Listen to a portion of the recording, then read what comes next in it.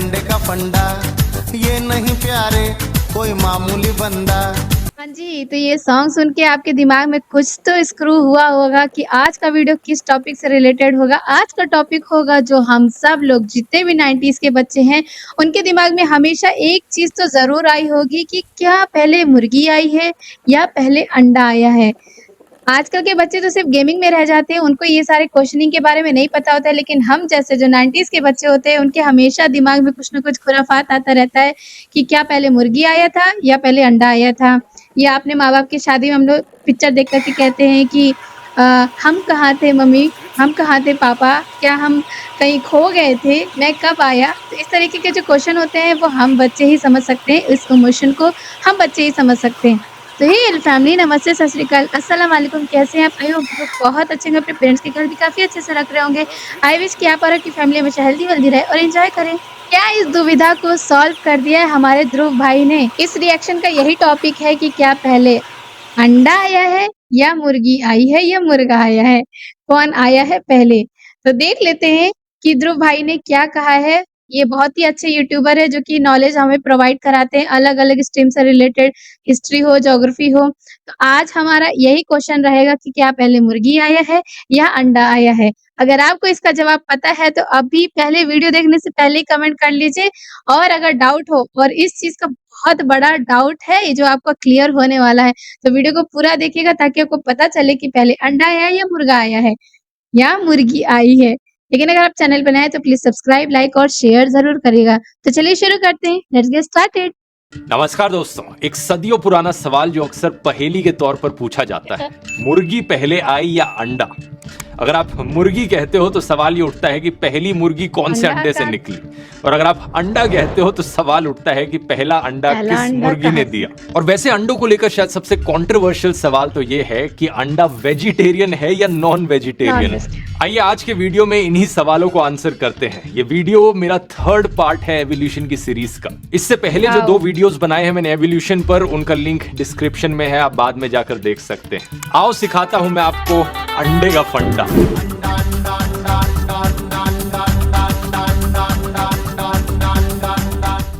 इस अंडे का क्या फंडा है? आज से करीब 150 मिलियन साल पहले की बात है। धरती पर डायनासोर्स का राज था। छोटे डायनासोर्स, बड़े डायनासोर्स, दौड़ने वाले डायनासोर्स, उड़ने वाले डायनासोर्स। यही वो समय था जब एवोल्यूशन के चलते कुछ डायनासोर्स का साइज छोटा होने लगा और बर्ड्स की एवोल्यूशन शुरू हुई। पहली चिड़िया इसी समय के अराउंड उभर कर आई। और जैसा मैंने आपको पहले वीडियोस में बताया था कि एवोल्यूशन किसी एक डायरेक्शन में नहीं होती, एवोल्यूशन हर डायरेक्शन में हो सकती है जहां वो फिट बैठे। तो कुछ डायनासोर्स टीरेक्स जैसे और भयंकर डायनासोर्स में इवॉल्व हो गए और कुछ डायनासोर्स छोटे होकर बर्ड्स में इवॉल्व हो गए। यही कारण है कि बताया जाता है आज के दिन जो मुर्गी है और टीरेक्स डायनासोर जो है, इन दोनों का एक कॉमन एंसेस्टर हुआ करता था। इनफैक्ट टीरेक्स डायनासोर का क्लोजेस्ट लिविंग रिलेटिव आज के दिन के चिकन्स और ऑस्ट्रिचेस ही हैं। कभी किसी ऑस्ट्रिच को करीब से देखना, बहुत सारी डायनासोर वाली वाइब्स आती हैं इसी रीजन से। और सारे डायनासोर्स इन्हीं ऑस्ट्रिचेस और मुर्गियों की तरह अंडे भी दिया करते थे। इनफैक्ट बर्ड्स के इवॉल्व होने से पहले भी डायनासोर्स अंडे ही दिया करते थे। जानवरों में ये अंडे देने की कला बहुत साल पुरानी है। आज से 375 मिलियन ईयर्स पहले टिकटालिक रोजे नाम का जानवर जब समुद्र से जमीन पर आकर रहने लगा, ये भी अंडे दिया करता था। लेकिन इसके द्वारा दिए गए अंडे वैसे नहीं दिखते थे जैसे आज के दिन के मुर्गी के अंडे दिखते हैं। यहाँ पर आप इमेजिन करो, मछलियों के द्वारा जो अंडे दिए जाते हैं उनमें कोई बाहर की शेल नहीं होती। कुछ इसी प्रकार के अंडे ये जानवर भी देता होगा। तो अगर हम मुर्गी जैसे अंडों की बात करें जिनमें बाहर एक हार्ड आउटर मेम्ब्रेन देखने को मिलता है, एक शेल देखने को मिलती है, इनका एवोल्यूशन एक्चुअली करीब 300 मिलियन साल पहले हुआ था। और इन अंडों को अब अगर हम मुर्गी से कंपेयर करें तो मुर्गी यानी चिकन का एवोल्यूशन सिर्फ 3500 साल पहले हुआ था। सही सुना आपने, करीब 1500 BC के अराउंड साउथ ईस्ट एशिया में लोगों ने खेती करनी शुरू करी चावल और मिलेट की। बहुत सारा अनाज उगाया जाने लगा जिसको देखकर पास के जंगल में रहने वाला एक जानवर बड़ा आकर्षित हुआ। ये जानवर था वाइल्ड रेड जंगल फाउल, जो कि कुछ ऐसा दिखता है, मुर्गी से काफी हद तक मिलता जुलता। लेकिन फर्क ये कि ये साउथ ईस्ट एशिया के जंगलों में रहता था। जब इंसानों ने खेती करी तो ये इंसानों के खेतों के पास आकर रहने लगा खाने की वजह से, और इसी समय के अराउंड इंसानों ने इसे डोमेस्टिकेट करना शुरू किया। इस डोमेस्टिकेशन के चलते कुछ हजारों साल बाद इसमें एवोल्यूशन हो गया और ये आज के दिन का चिकन बन गया। ये जंगल फाउल की स्पीशीज अभी भी जिंदा है, तो साउथ ईस्ट एशिया के जंगलों में आप घूमोगे तो ये आपको अभी भी मिल सकती है। लेकिन आम मुर्गी से अगर आप साइड बाय साइड कंपैरिजन देखोगे तो थोड़े बहुत डिफरेंसेस जरूर देखने को मिलते हैं इसमें। जंगल फाउल की स्पीशीज का साइंटिफिक नाम है गैलिस गैलिस और एक आम मुर्गी का साइंटिफिक नाम है गैलिस गैलिस डोमेस्टिकस। तो एक चीज तो बड़ी क्लियर हो जाती है यहाँ कि अंडे 300 मिलियन साल पुराने हैं और मुर्गी 3500 साल पुरानी है। तो अंडे कहीं ज्यादा पहले आए मुर्गी से। लेकिन आप बोलोगे कि वो 300 मिलियन साल पुराने वाले अंडे किसी मुर्गी ने नहीं दिए थे। तो इसलिए अगला सवाल यहाँ पर उठता है कि मुर्गी पहले आई या मुर्गी के अंडे? आप इस सवाल का जवाब गेस करना चाहते हो तो इस वीडियो को पॉज करके नीचे कॉमेंट्स में लिखकर बता सकते हो। जवाब पता लगाना इतना मुश्किल नहीं है अगर आप एवोल्यूशन की स्टेजेस को समझते हो तो। बात बड़ी सिंपल है। एक चिकन इवॉल्व किया है वाइल्ड रेड जंगल फाउल से। ये वाइल्ड रेड जंगल फाउल किसी और जानवर से इवॉल्व किया होगा। उस जानवर को हम नाम दे देते हैं प्रोटो चिकन, यानी चिकन से पहले का जानवर। तो एक पॉइंट ऑफ टाइम हुआ होगा जब दो प्रोटो चिकन्स ने एक दूसरे के साथ मेट किया होगा। रिप्रोडक्शन के दौरान जेनेटिक म्यूटेशन देखने को मिली होगी और इसके चलते एक ऐसा अंडा बना जिसमें पहला ट्रू रेड जंगल फाउल निकला होगा। और आगे चल के ऐसे ही पहली मुर्गी का जन्म भी हुआ हो। दो प्रोटो चिकन के डीएनए के मिलने से पहले ट्रू चिकन का डीएनए बना। ये एवोल्यूशन का प्रोसेस रिप्रोडक्शन के दौरान ही उभर कर आता है। उसके बाद ही है कि सच्ची मुर्गी ने और अंडे दिए होंगे और उसके बाद और मुर्गियां बनी। तो इस सवाल का जवाब बड़ा क्लियर है, पहले अंडा आया और इस अंडे को किसी मुर्गी ने नहीं दिया बल्कि ऑलमोस्ट मुर्गी जैसी ही मुर्गी की एंसेस्टर स्पीशीज ने दिया। अब कब कोई जानवर की स्पीशीज मुर्गी कहलाई जा सकती है और कब उसे मुर्गी नहीं कहा जाना चाहिए, यहाँ पे एक बड़ा ग्रे एरिया है। ये जो लाइन ड्रॉ करी गई है ये इंसानों के द्वारा ड्रॉ करी गई है। असलियत में जो डिफरेंसेस हैं वो धीरे धीरे कई पीढ़ियों के बाद आए होंगे। यहाँ फोर्सेस ऑफ एवोल्यूशन क्या होते हैं जिनकी वजह से एवोल्यूशन एक्चुअली में होता है, इसकी बात मैंने एवोल्यूशन के फर्स्ट पार्ट में करी थी। ये वाला वीडियो अगर आपने नहीं देखा है लिंक डिस्क्रिप्शन में। तो ओवरऑल बात मैं ये कहना चाह रहा हूँ कि ऐसा नहीं है कि इतिहास में कोई एक दिन था जब पहली मुर्गी पैदा हुई कि बोलो कि 3 दिसंबर 1500 BC में दो जंगल फाउल ने मिलकर एक अंडा दिया था और उस अंडे में दुनिया की पहली मुर्गी थी। एवोल्यूशन ऐसे नहीं होता, ये प्रोसेस धीरे धीरे stage by stage generation by generation होता है। वीडियो में आगे जब मैं आपको आर्टिफिशियल सिलेक्शन के बारे में बताऊंगा तब आपको बेहतर समझ में आएगा। उससे पहले ये जानते हैं कि क्या अंडा वेजिटेरियन होता है या नॉन वेजिटेरियन। कुछ लोग कहेंगे इसका जवाब बड़ा ऑब्वियस है, अंडे में जिंदगी होती है, अंडे से बच्चा निकलता है, तो ऑब्वियसली अंडा एक नॉन वेजिटेरियन चीज है। लेकिन बात कुछ ऐसी है दोस्तों कि अंडे दो तरीके के होते हैं। हैप्लॉइड एग्स वो अंडे जो अनफर्टिलाइज्ड है, जहां सिर्फ फीमेल सेक्स सेल्स मौजूद होते हैं। इन अंडों से कभी बच्चा नहीं निकल सकता। दूसरे डायप्लॉइड एग्स जो मेटिंग करने के बाद निकलते हैं। यहाँ male cells female sex cells को फर्टिलाइज करते हैं और इनसे बच्चा निकलता है। और इसी फर्टिलाइजेशन के प्रोसेस को अक्सर हम रिप्रोडक्शन से भी एसोसिएट करते हैं। लेकिन क्या आप जानते हैं ऐसे कई प्लांट और एनिमल स्पीशीज हैं जो बिना फर्टिलाइजेशन के भी एक बच्चा पैदा कर सकते हैं। इसे पार्थेनोजेनेसिस कहा जाता है और इन केसेस में एक अनफर्टिलाइज्ड अंडा भी एक नई जिंदगी को जन्म दे सकता है, एक नया बच्चा बन सकता है। जिंदगी से वैसे याद आया कि आप जानते हैं दोस्तों इंडिया में हर 5 मिनट एक इंडियन को ब्लड कैंसर या ब्लड डिसऑर्डर से डायग्नोस किया जाता है। और आपका एक बहुत छोटा सा सिंपल सा एक्शन इन लोगों की जिंदगियां बचा सकता है। ब्लड कैंसर में होता क्या है कि एक पेशेंट का bone marrow blood cells produce नहीं कर पाता ढंग से। उन्हें बचने के लिए एक स्टेम सेल ट्रांसप्लांट करने की जरूरत होती है एक हेल्दी इंसान से जो कि अपने स्टेम सेल्स डोनेट कर सके। इन स्टेम सेल्स की मदद से ही पेशेंट के अंदर रेड ब्लड सेल्स और व्हाइट ब्लड सेल्स दोबारा से जनरेट हो पाएंगे। लेकिन प्रॉब्लम क्या है कि जैसे ब्लड ग्रुप्स होते हैं ऐसे ही स्टेम सेल्स के भी टाइप्स होते हैं और कोई हेल्दी इंसान ढूंढ पाना जो अपने स्टेम सेल्स डोनेट कर पाए ये बहुत ही मुश्किल काम होता है। एक परफेक्ट मैच मिलने का 1 in a million चांस है। और शॉकिंग बात यह है कि इंडिया की 140 करोड़ की पॉपुलेशन में सिर्फ 6 लाख लोगों को अपना HLA टाइपिंग पता है। यहाँ पर एक ग्लोबल नॉन प्रॉफिट ऑर्गेनाइजेशन है DKMS नाम से जो डोनर्स और पेशेंट्स को यूनाइट करने का काम कर रही है कई सालों से। ये एक बड़ा ही आसान और फ्री प्रोसेस ऑफर करते हैं अपने आप को डोनर के तौर पर रजिस्टर कराने का। डिस्क्रिप्शन में दी गई लिंक पर क्लिक करो, अपनी डिटेल्स फिल करो और आपके घर पे एक स्वैब किट आ जाएगी।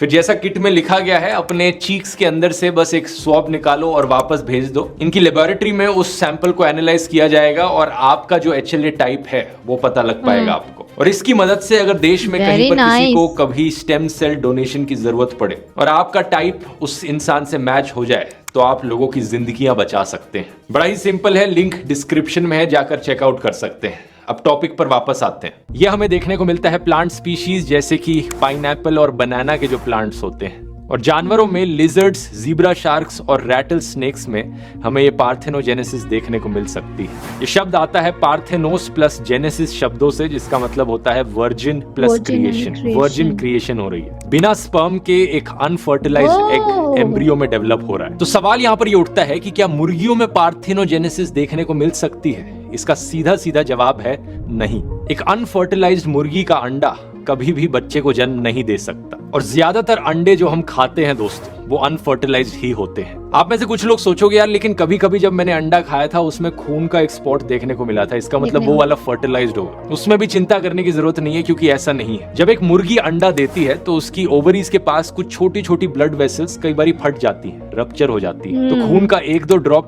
वहां से आता है। आप में से जो लोग रेगुलरली अंडे खाते हैं उन्होंने खून के निशान जरूर नोटिस किए होंगे। तो अब आपको फिक्र करने की जरूरत नहीं कि उन अंडों से कहीं बच्चा ना निकल जाए। हमारे सवाल की बात करें तो अब आप समझ गए होंगे, अंडा वेजिटेरियन भी हो सकता है और नॉन वेजिटेरियन भी हो सकता है, लेकिन ज्यादातर अंडे जो हम खाते हैं वो अनफर्टिलाइज्ड होते हैं, तो वो वेजिटेरियन है, क्योंकि इन अंडों में ना तो कोई मीट है, ना ही इनसे कोई लाइफ जन्म ले सकती है। इन अंडों को दूध से कंपेयर किया जा सकता है। महात्मा गांधी जी का भी यही कहना था, जो इंसान दूध पीता है उन्हें इन स्टेराइल अनफर्टिलाइज्ड अंडों से कोई प्रॉब्लम नहीं होनी चाहिए। और सेम पॉइंट सुप्रीम कोर्ट ने साल 2004 में भी रिपीट किया था। कोर्ट में एक मुद्दा चल रहा था कि ऋषिकेश जैसी रिलीजियस जगहों पर अंडों की सेल अलाउ की जानी चाहिए या नहीं की जानी चाहिए। तो सुप्रीम कोर्ट ने भी कहा अंडा वेजिटेरियन होता है। ओवरऑल अंडा काफी न्यूट्रिशियस फूड है। इसमें प्रोटीन की काफी ज्यादा मात्रा है, vitamin B12, B2, B5, vitamin A, vitamin D, selenium, calcium, iron, potassium, zinc, manganese, vitamin E, antioxidants, ढेर सारे न्यूट्रिशंस भरे हुए हैं। यही कारण है कि एक समय पर इंडियन सरकार भी एड्स चलाया करती थी लोगों को इनकरेज करने के लिए कि रोज खाओ अंडा।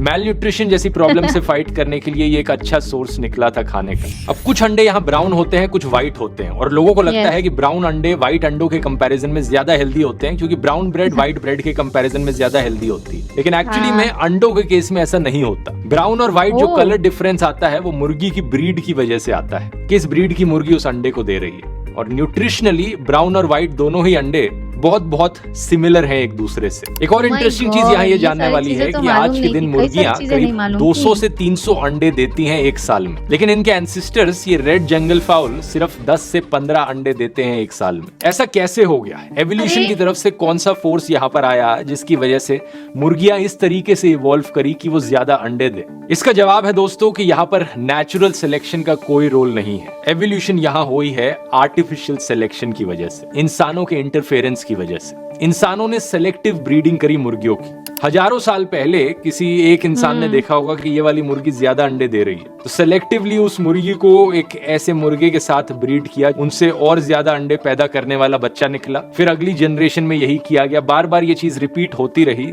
आर्टिफिशियल सिलेक्शन होता गया इंसानों की तरफ से कि आज के दिन ये सिचुएशन आई कि एक मुर्गी 200 से 300 अंडे दे रही है साल में। बहुत से लोगों को इंसानों का ये इंटरवेंशन अननेचुरल लगेगा, लेकिन इंसान यही आर्टिफिशियल इस वीक हिप हॉप इंडिया में असली बैटल्स के बेसिस पर होंगे स्ट्रेट नॉट। आर्टिफिशियल सिलेक्शन गाय भैंसों में भी करते हैं। जो गाय ज्यादा दूध देती है उसकी ब्रीडिंग आर्टिफिशियली करवाई जाती है किसानों के द्वारा, या फिर कुछ और हेरिडिटरी ट्रेट्स जो ज्यादा बेनिफिशियल लगते हैं किसानों को, उनकी चुन चुनकर ब्रीडिंग कराई जाती है ताकि आने वाली पीढ़ियों में वो ज्यादा देखने को मिले। अब ये सुनकर वीगन लोग खड़े होकर बोलेंगे कि देखो बोला था ना मैंने कि ये दूध नहीं पीना चाहिए, ये इंसान हर जगह इंटरफेयर करते रहते हैं, इंसानों ने अपने फायदे के लिए इन जानवरों की ब्रीडिंग कराई है। लेकिन बात कुछ ऐसी है दोस्तों कि इंसानों ने सिर्फ जानवरों की ब्रीडिंग ही इस तरीके से नहीं करी है, बल्कि पेड़ पौधों की भी ब्रीडिंग करी है आर्टिफिशियल सिलेक्शन करके। ब्रोकली, कॉलीफ्लावर, कैबेज, ये सारी सब्जियां एक्चुअली में वाइल्ड मस्टर्ड प्लांट से आई हैं आर्टिफिशियल सिलेक्शन करके हजारों सालों बाद। आज से 7000 साल पहले अगर आप केले के पेड़ से केला तोड़कर खाते तो पहली बात तो आपको छोटा मिलता साइज में, दूसरा जब आप केले को छील कर खाते तो आपको बीच में केले के बहुत सारी ब्लैक सीड्स देखने को मिलती। इतनी सीड्स होती थी केले के बीच में, उसे खाना मुश्किल हो जाता है, जैसे कि आज के दिन अनार से कंपेयर कर लो। फोटो में आप देख सकते हो कि ये उस जमाने के केले कैसे दिखते थे। इंसानों ने जब केलों की आर्टिफिशियल ब्रीडिंग करनी शुरू करी तो इन्होंने ऐसे फ्रूट्स को चुना जिनमें कम ये सीड्स देखने को मिल रही थी। बार बार ऐसे चुनने के बाद हजारों सालों बाद ये सीड्स अब खत्म हो चुकी हैं और हम बड़े बड़े येलो कलर के ये केले खा सकते हैं जिनमें कोई सीड्स नहीं होती। अगर आप सोचकर देखो, आर्टिफिशियल ब्रीडिंग करना शुरुआत में एक बड़ी नेचुरल चीज रही होगी। अगर आपको एक एप्पल का ट्री देखने को मिलता है, उसमें एक ऐसा एप्पल लगाए जो सबसे बड़ा है, सबसे ज्यादा लाल है और सबसे ज्यादा जूसी है, और आपको मौका मिलता है कि आप दोबारा से एक एप्पल का पेड़ उगाओ अपने गार्डन में, तो ऑब्वियसली आप उसी फ्रूट की सीड्स को चुनोगे नया पेड़ उगाने के लिए जो सबसे ज्यादा जूसी था, बड़ा था और लाल था। दूसरी तरफ कुछ लोग आर्ग्यू करते हैं कि ये पूरी चीज ही अननेचुरल है। इंसानों ने जब से खेती करनी शुरू करी थी, एग्रीकल्चर अपने आप में ही एक अननेचुरल चीज थी। आज से 12,000 साल पहले वो समय था जब एग्रीकल्चर की शुरुआत हुई। उससे पहले इंसान सिर्फ हंटर गैदरर लाइफस्टाइल में रहते थे, यानी जंगलों में रहना, छोटे जानवरों को मारकर खाना या पेड़ों से फल तोड़कर खाना। युवल नोआ हरारी अपनी सेपियंस किताब में बताते हैं कि आज से 10,000 साल पहले गेहूं जो है वो सिर्फ एक वाइल्ड ग्रास थी जो मिडिल ईस्ट के कुछ रीजन्स में पाई जाती थी, लेकिन कुछ हजारों सालों के अंदर ये गेहूं का जो क्रॉप है इतना स्प्रेड किया दुनिया में कि आज के दिन ये वीट 2.25 मिलियन स्क्वायर किलोमीटर्स धरती के सरफेस को ऑक्यूपाई करती है। होमो इरेक्टस जो इंसानों के पूर्वज रहे थे, इनके बारे में मैंने दूसरे एवोल्यूशन वाले वीडियो में बताया था। ये 20 लाख साल तक बड़े आराम से रह रहे थे बिना खेती की, और जब 8000 BC में वीट का डोमेस्टिकेशन शुरू हुआ तो होमो सेपियंस भी करीब 2 लाख साल से बड़े आराम से रह रहे थे बिना खेती की। लेकिन इस गेहूं के चक्कर में हमने पेड़ों को काटा, खेती करनी शुरू करी, हमने क्लियर फील्ड्स करी क्योंकि गेहूं को ज्यादा पत्थर कंकड़ पसंद नहीं थे। हमने अलग अलग वीड पौधों को वहां से बाहर निकाल के फेंका क्योंकि गेहूं को वो पसंद नहीं थे। हम बाल्टियां भर भर पानी नदियों से लाए खेती करने के लिए क्योंकि गेहूं को बहुत सारे पानी की जरूरत थी उगने के लिए। हमने कीड़े मकोड़ों को भगाने के लिए नई तकनीकों का इस्तेमाल किया क्योंकि गेहूं को कीड़े मकोड़े पसंद नहीं थे। नेचुरल इंसेक्टिसाइड्स का पहली बार इस्तेमाल किया गया था आज से करीब 4500 साल पहले सुमेरियंस के द्वारा, जो सल्फर कंपाउंड्स का इस्तेमाल करते थे कीड़े मकोड़ों को भगाने के लिए खेती के दौरान। तो युवल नोआ हरारी अपनी किताब में इसलिए कहते हैं कि जब इंसानों ने गेहूं को डोमेस्टिकेट करना शुरू किया तो एक्चुअली में गेहूं ने इंसानों को डोमेस्टिकेट किया, क्योंकि इंसानों ने अपनी पूरी जिंदगी बदल डाली खेती करने के चक्कर में। अब यहाँ एक और सवाल उठता है, क्या नेचुरल है, क्या अननेचुरल है? क्या धरती के लिए अच्छा है, नेचर के लिए अच्छा है और क्या नहीं? क्या आपको वेजिटेरियन बनना चाहिए या वीगन बनना चाहिए या नॉन वेजिटेरियन बनना चाहिए? ये एक ऐसा सवाल है जिस पर एक अलग से वीडियो बन सकता है पूरा। तो यहाँ पर मैं आज के वीडियो को रोकना चाहूंगा और भाई हेड्स ऑफ है ध्रुव राठी सर को, कितना ज्यादा टैलेंटेड बंदा है यार। जो चीज हम लोगों को मालूम नहीं होते ये पता नहीं कहाँ कहाँ से सर्च करके हम लोगों के पास रिप्रेजेंट करते हैं, हम लोग तक पहुंचाते हैं।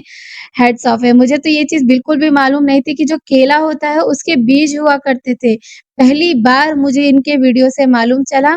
और दूसरी चीज ये भी मालूम चला कि किस तरीके से ब्रीडिंग कराई जाती है, किस तरीके से आज के टाइम पे एक जो मुर्गी होती है वो 200 से 300 ज्यादा अंडे देती है, जो कि पॉसिबल बिल्कुल भी नहीं है। तो किस तरीके से कराया जाता है, और केवल सिर्फ और सिर्फ अंडा ही नहीं, हम लोग को जो मिल्क भी होती है वो भी किस तरीके से प्रोवाइड कराया जाता है।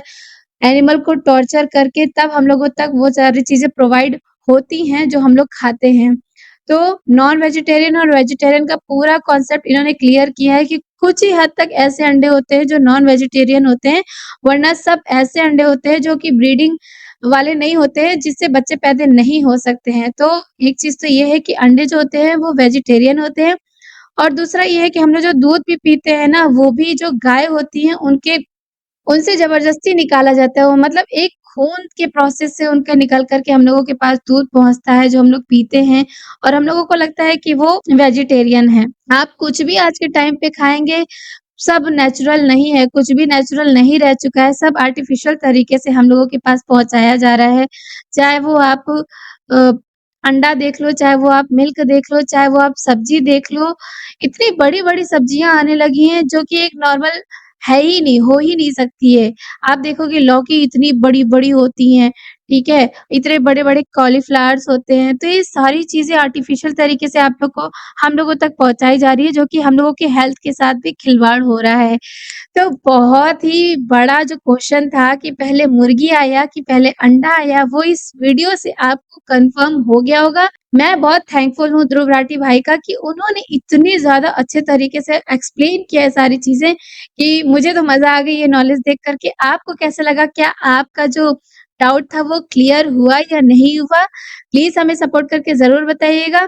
और आपको ये इन्फॉर्मेशन कैसी लगी? अगर आपको इन्फॉर्मेशन अच्छी लगी तो मेरे चैनल को सब्सक्राइब ज़रूर करिएगा और साथ ही साथ रवराटी भाई की भी चैनल सब्सक्राइब कर लीजिए, क्योंकि वो हम लोगों तक ऐसी-ऐसी नॉलेज पहुँचाते हैं जो हम लोग सिर्फ सोचते ही रह जाते हैं अपने दिमाग में।